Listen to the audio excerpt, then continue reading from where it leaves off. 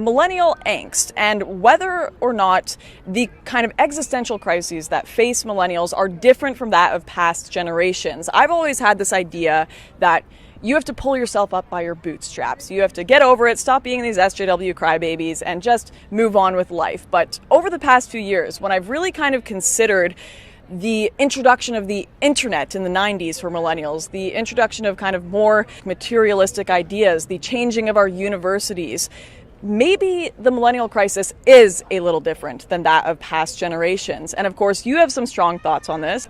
Yeah, and of course, as a German, I'm an expert on angst because Yes. It's a very German feeling. But we have been talking about this issue. I think it's a center issue. I completely agree with you. I think our generation has been facing a different struggle. We are a tragic generation.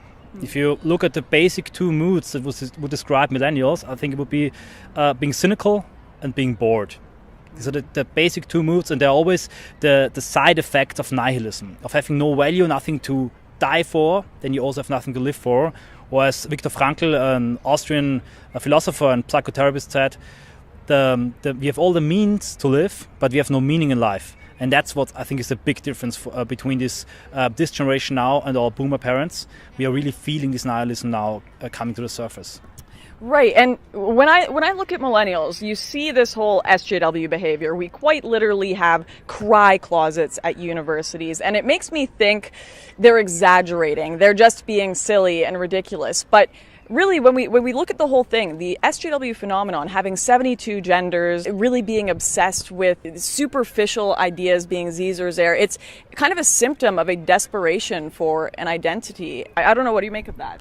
Totally. It's, as you say, it's a desperate struggle for an identity, and they're pampered by society. They're allowed to have all the lusts fulfilled, and they have the freedom to choose between McDonald's and Burger King. They have all the freedom from duties, but they have no freedom to a real identity. If you really want to have an uprooted identity, a true identity, if you're searching for truth and meaning in life, then you very soon become labeled an extremist. And this is what the society is not offering us. They're offering everything we want to have, from apps to fast food. But when we're really looking for meaning in society, we don't find it.